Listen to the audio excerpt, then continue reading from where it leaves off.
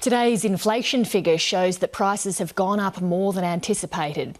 The Consumer Price Index rose 1.4% in the September quarter, and fruit and vegetable prices were up around 10%. The biggest price rise was for electricity, up 15%. Part of that is due to the carbon tax, but the Australian Consumer and Competition Commission says the bulk of the hike is due to unnecessary actions by the energy industry.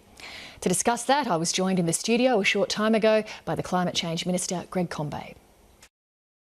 Mr Combet, thank you for coming in. Pleasure, Lee. The figures today show a 15% surge in electricity prices. Some of that is due to the carbon price, as we know. As for the rest, are consumers being gouged? In relation to electricity prices, well, the chairman of the ACCC today made some remarks about that, which back up observations made for quite a period of time now, and that is that the essential driver of higher electricity prices is investment in poles and wires and some inefficiencies in the way the electricity market is operating. So we think there's certainly scope to try and take pressure off electricity prices by improving the system. So he said today that the rules governing the setting of electricity prices aren't working. Would you agree with that?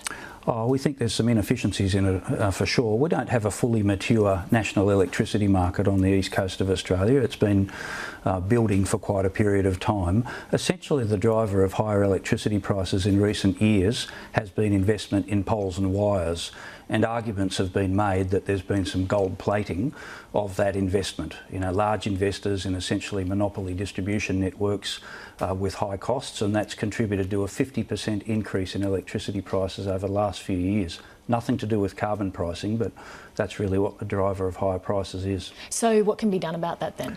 Well, I think the chairman of the ACCC today is making some observations about how the rules might be improved, and the government will certainly take account of that, but this is a matter that the states need to be engaged in. Essentially, the electricity systems are still very state-based. There's state regulators in each jurisdiction, and there's a lot of improvements to be made. So the federal government is essentially saying to the states, let's all come together and get our act together to take pressure off prices. As you say, there have been these substantial price rises because of the gold plating of the system, but there's also the carbon price rise on top of that. Australians really wouldn't be thanking you for adding that extra impost. Well, I think the important point to make about this is that the figures out today on inflation absolutely confirm what the federal government's been saying about the effect of the carbon price.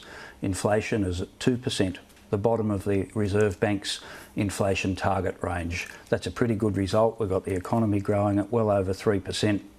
So it's bang on what we argued would be the case, and we've got to remember that the majority of the revenue from the carbon price is being used to increase the pension, cut taxes for low and middle income households and increase family tax benefits, and the average benefit that we're providing to households across the country is $10.10 a week. So we're looking after people.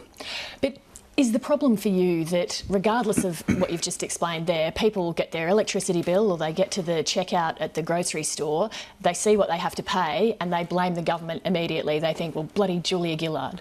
Well, there have not been, let's be clear about this, the unimaginable price rises that Tony Abbott has forecast. These figures today confirm that Tony Abbott has been deceitful, has lied to the Australian community about the effect of carbon pricing in relation to the price impacts. He said towns would disappear, regions would die, the coal industry had collapsed, hundreds of thousands of jobs would go. It's all rubbish.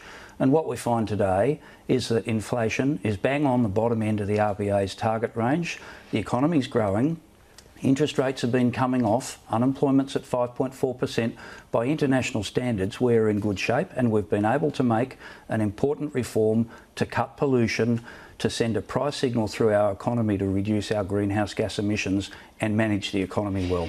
As Climate Change Minister, you are trying to reduce Australia's carbon footprint, so therefore you must be happy that electricity prices are high because it discourages energy use. No, we're wanting to encourage investment in renewable energy, and we're anticipating $20 billion of investment in renewable energy over the next 8 years or so to 2020. We're providing a price signal to reduce what's called the emissions intensity of our electricity system, and the figures for the first 3 months of the carbon price in electricity generation came out last week, and they showed that the amount of pollution per megawatt hour of electricity produced has fallen by 7.6% in that period. Like, the system is working. We're producing less pollution for the same amount of electricity generated, and we'll see very large investment in renewable energy in the years to come. On the Craig Thomson matter today, do you share the Victorian Police's concern that the media seemed to know about that raid as it was underway?